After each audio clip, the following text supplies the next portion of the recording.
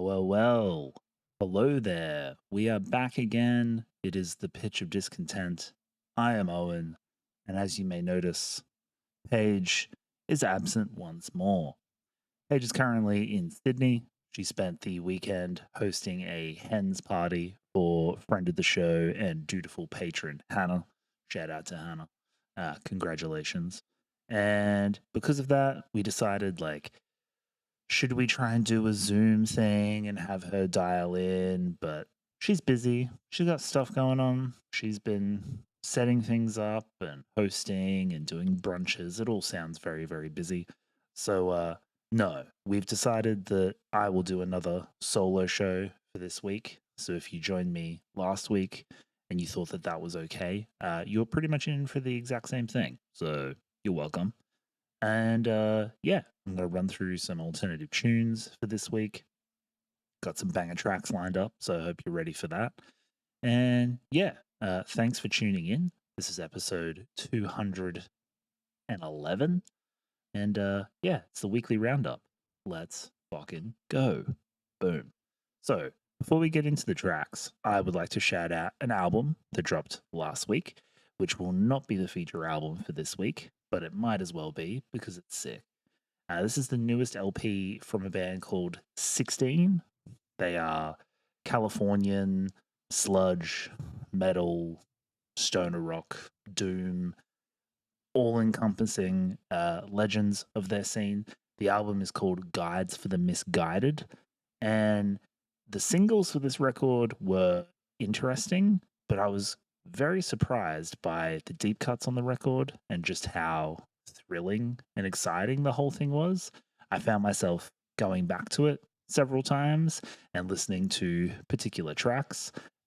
Blood Atonement Blues and Fire and Brimstone Inc. in particular choice cuts. I would say that if you're a fan of bands like Mastodon, friends of the show, Baroness, Torch, even heavier shit like Crowbar or Corrosion of Conformity. If you're in that kind of sonic wheelhouse, you should definitely check this out. It's a great record. Highly recommend it. Some good riffs, some good vocal lines, some deceptively catchy shit going on that record, which I particularly enjoy. And I think it's worthy of a shout out. So there you go.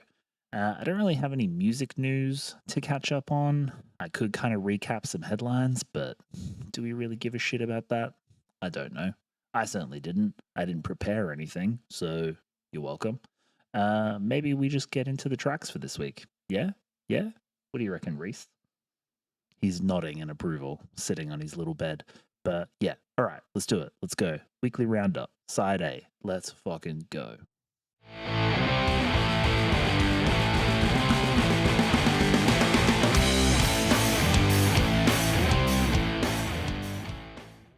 Okay, first up for this week, we have a new track from modern metalers Spiritbox. They are fresh off their second Grammy snub.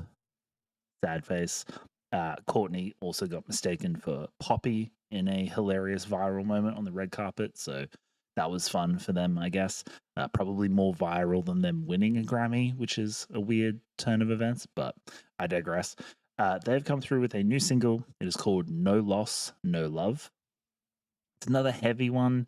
Recalls a lot of the more aggressive, heavy, crushing cuts from previous record, Eternal Blue, the band's subsequent EPs. But this one is from the new record, Tsunami Sea, which is coming out on March 7th via Pale, Chord, and Rise Records. Follows the heavy-hitting Soft Spine, which we featured on the show, as well as the more melodic, dreamy cut Perfect Soul.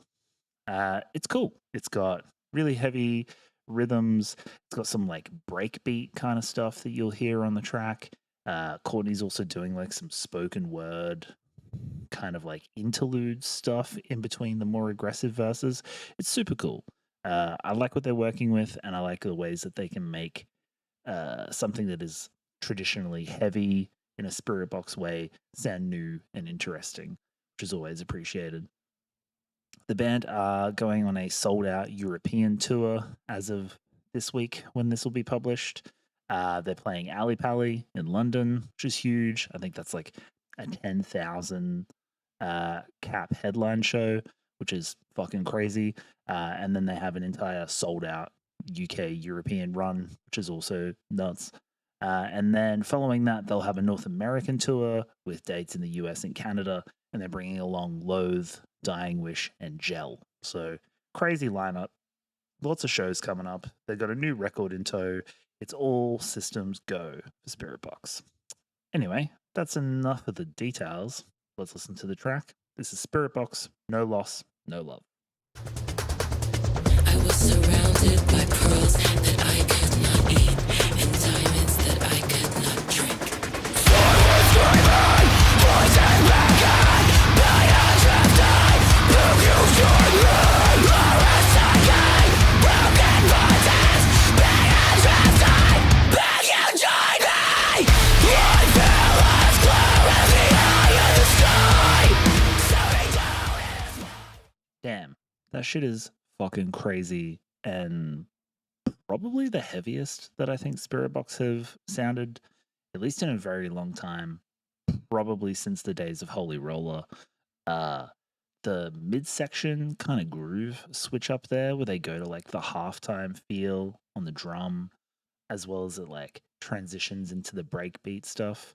So good. It just provides the right amount of tempo change and like groove feeling. It's what the kids would call like the stank face, the fucking. It's good. And Courtney's sounding fucking super aggressive and heavy. She's a vocal powerhouse, so like that doesn't really come as any surprise to me, but it still sounds fucking great. The whole band is just like impeccable. There's a really good bass run in the first kind of like verse to chorus transition there. Just incredible tone on the recording. Everything's sounding great. They are really proving themselves to be like the upper echelon of the metalcore world, but also kind of reaching beyond it, going into modern metal and groove metal, even the pop kind of territory, like a dark pop sensibility to rival something like, you know, your poppies. Sorry to do the Grammy thing again, but it's definitely there. Phenomenal track and just an expertly executed delivery of heaviness, weirdness, aggression. It's good stuff. Let's move on to the next track for this week. This one comes courtesy of friend of the show, Caitlin from Crowd Favorite PR. Shot this one through. Shout out to Caitlin. You rule. This is a band from Nam/Melbourne. They're a post-punk outfit called Sleepazoid. Fantastic name. They have a debut EP coming out called Running with the Dogs. Drops on March 6th through Surreal Sound. These guys are cool. They're doing like something new and interesting in the post-punk arena. We've got some incredible post-punk bands in Australia. They're definitely chasing at the heels of bands like Dust and many others. The band's latest single is called Alice, and the band describes this one as, quote, a sexy, gritty ballad of sapphic longing and desire. Hell yeah, best kind of desire. And they're also calling this quintessential Sleepazoid. Not sure if you can call it quintessential if you're putting out your debut EP, but I digress. This one's cool. It's got a bit of heavy riffage. It's got some imaginative storytelling. The chorus line is super kind of catchy and grungy in a way that reminds me of, I don't know, like TV and movie soundtracks from like the 90s, in the way that songs had to be like immediately catchy and really kind of worm the hook into you straight away because they might only play like a minute clip of something. This does that. It succeeds at doing that. The band have supported Sesame Girl in December. They're going to go out on tour next month and support Armlock. So that's pretty exciting for them. I really like this track, and I'm stoked that Caitlin sent this one through. I'm excited to hear the full EP. Let's have a listen. This is Sleepazoid, Alice. So fast when she's sleeping, banging on my door like a demon. It's Alice, I know it's crazy, but I love her. Girl could make a mannequin hungry. Alice knows what she wants, she always takes me on walks. She's always smelling the roses, wish I was more like Alice. Alice knows what she wants. I too wish I was more like Alice. She sounds great. Sounds like a stand-up chick. Uh, I love this one. It's super catchy. I love the plaintive quality of the verses. How they're very kind of subdued. The guitar line just kind of has like this little like gentle kind of picking quality that makes it sound very like delicate and melancholic. And then that way, when they punch through into the chorus, and you have that nice big driving riff, simple kind of chorus refrain, the repetition of Alice, it all works. Really, really good songwriting, very compelling. I like just the whole tone of everything. It sounds great. Also, have I mentioned how good Sleepazoid is as a fucking band name? Good stuff. Love it. Like I mentioned before, I'm keen to hear Running with the Dogs. Keen to see what Sleepazoid can do on multiple tracks across an entire release. That's coming out on March 6th, again through Surreal Sound. So if you enjoyed Alice, I suggest checking out some of the other tracks. Yeah, it's going to be a good one. Let's move on to the next track for this week. I'm keeping things Australian. I didn't realize that I had put all of the Australian bands into a 3-track block, but there you go. That's what I'm rolling with. We have the first new music in 5 years from Extreme Metal Maniacs, King Parrot. These guys are a staple of the Australian metal space. Excited for them to come back. I hadn't realized that it had been this long since we had new music from them, but I guess COVID did a number on them as it did many bands, but excited for them to be back. Excuse me. This new single is titled Fuck You and the Horse You Rode It On. Great title. And it is a preview from the band's upcoming LP, which is called A Young Person's Guide to King Parrot. They're educating the youth. They're laying down the Bible for the next generation of metalheads. I'm stoked for them to be a part of that journey. The album is due for release on June 6th through Dead Set Records. I've got a quote here from frontman Matt Young talking about the record and the new track.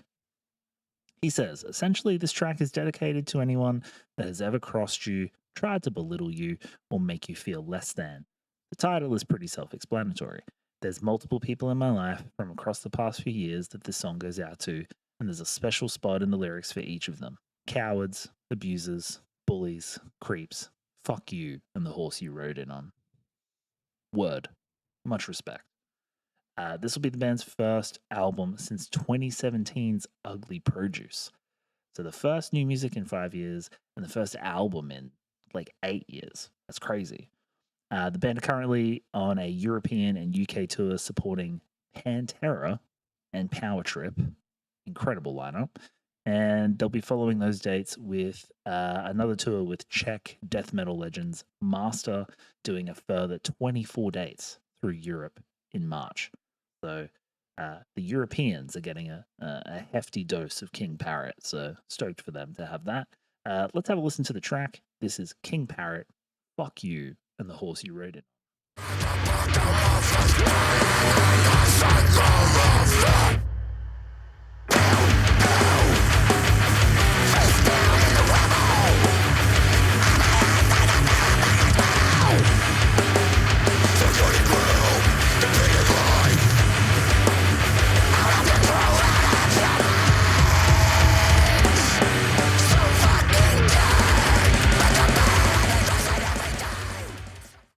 That's a fairly self-explanatory track in terms of its ethos and message. Don't know about you, but Matt sounds particularly goblin-esque on this one. He's always had a unique kind of like high register shrieking kind of like quality to it, which I've always enjoyed about King Parrot's music because they definitely lean and skew into the death metal and kind of grind palette of metal. So with the, like relentless percussive elements, the intricate kind of guitar stuff, having his vocals in like a nice high register allows it to kind of cut through that mix. And occasionally he'll drop into like a heavy vocal or like a guttural, which adds nice contrast. But this one is just an absolute blitz, just fucking straight through. And I think it rules. And I'm stoked to have them back. I'm excited to see what A Young Person's Guide to King Parrot holds because they haven't put out a full length record in 8 years. A lot has probably changed in the King Parrot camp since then, and I would imagine their influences and things that they've done have matured in that time. So I'm curious to see if it truly is a young guides to King Parrot. Is it throwing it back in a nostalgic quality to where the band started? Is it looking further afield to the future and new shit that they might be into? Who knows? We'll find out. But I'm excited to be on that journey. Let's move on now to the final song for side A. We are just smashing through it this week. We have a new single, a ferocious cut from Stray from Path. The band have recently announced a signing to Sharptone Records. They've returned to the studio with longtime producer and frequent collaborator Mr. Will Putney, a man who needs probably no introduction, but at the risk of being on my own podcast and show, I will do it anyway. He's worked with Body Count, Knocked Loose, Vane, all of your favorite bands. They've all wanted to or have worked with Will Putney. This is a monster track. It's got jarring beats, particularly from drummer extraordinaire and downbeat podcast host Craig Reynolds. It's got a stomping guitar riff from Tom Williams and a trademark kind of vitriolic verse delivery from Drew. So all the elements of the band are kind of firing on all cylinders. I've got a quote here from Tom about the track. He says, that track, by the way, is called Kubrick Stare. He says, every day, people on the internet see the craziest things they've ever seen in their lives. Sometimes it's hard to feel seriously about these atrocities because we see them all day. You're so numb to it that you're just staring blankly. It's unfortunately become normal and it's driving us crazy. Hence the Kubrick stare reference. This was a tactic Stanley Kubrick used to show a character losing his mind. We're locked into our phones and we probably look like Jack looking out of the window in The Shining. For those who aren't familiar, I will insert the Kubrick stare here for your viewing pleasure. I think it's a cool reference. I think the problem that it underlines is a crucial one, and I could go in on this from a number of different angles for an entire podcast episode, but I'll spare you the diatribe. I hope that this is kind of indicating a new album cycle, Stray. I think it's time that they get back, show us what they've got. I know from following Craig on socials and listening to his coverage on the Downbeat that the band has been working on a new record, and I believe it is recorded and ready to go. So I'm sure that's coming down the pipe later this year, especially with the Sharptone signing. I'm sure they're getting ready to do a debut release for the label. They're also going to go out on the road for that Spiritbox tour, the European leg that I mentioned previously. They'll be supporting Spiritbox on that, so that's cool for them. Anyway, let's get into the track. Let's listen to the rhythmic tumult from Stray. This is Stray from the Path, Kubrick Stare. Keep your composure, are we fucking insane? Closer for culture, we all got that Kubrick stare. I'm not how we should, how much can we fucking bear? How much can we fucking bear? Oh, you traumatized? Just walk it off. You dead inside? Just walk it off. This can't be right. So fucking sick. So tight. And the groove is just locked in from the fucking beginning and never lets up. Craig is a fucking monster on the kit. And I know from listening to the pod and kind of stuff that he's talked about with guests that this is his favorite material that he's ever written with Stray. And I think it shows. Like, him and Tom are so like locked in. That guitar line, you know, production wise, Will makes it sound like a fucking air raid siren, but the groove is just so good. And from the verse transitions, the fills, the like 4 on the floor fucking chorus, everything about it is kind of quintessential Stray, and it just feels so fucking locked in, and they just know exactly what they're doing. Lyrically, I know like from the quote that I read before from Tom and Drew's kind of delivery, like there's so much to be said about this constant, relentless onslaught of miserable, terrible shit, a deluge day in, day out of horrific shit. And it feels like you never get a moment to pause, you never get a moment to just stop and process it all, because the next thing happens, the next genocide, the next school shooting, the next fucking whatever it is. And it is relentless and exhausting. And that whole idea of just like walk it off, do the next thing, clock into your shift, go to work, do the next thing, pay that bill. You know, capitalism waits for no one. And all of it is fueling all of the most miserable, horrible shit that we have to endure. So, this Kubrick stare, this idea of just like blankly gazing into a void of emotional nothingness is particularly resonant, and I like it. I think it works well with the visuals, the music video, the sonics, everything.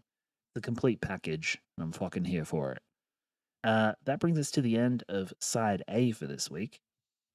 If you would like to watch the full show and hear the other tracks that I have on offer, as well as the feature album for this week, head over to the TPD Patreon. That's patreon.com/TPD pod. You can sign up for the basic tier. You get all of the full show episodes. You get all of our bonus content a week early. You get exclusive interviews that I put up before putting on the main channel. Heaps of good stuff. But more importantly, you get to hear me talk about music a little more, which is always nice. Thank you for your support. Patrons of the show, I will see you over on side B. And if you're not one of those, why not? Sign up, join us. It's fun. Come do it. Let's leave it there. That is side A for this week. I'll see everyone over on side B. And if not, I'll catch you next week. Thanks for tuning into the show. Peace. Subscribe now to the Pitch of Discontent Patreon to receive access to extended cuts of our bonus episodes, as well as exclusive behind-the-scenes content, monthly Patreon-only episodes, member-only votes, the TPD community chat, and much more. Go now to patreon.com/TPDpod and join for as little as $5 a month. That link again is patreon.com/TPDpod. Thanks for watching the show.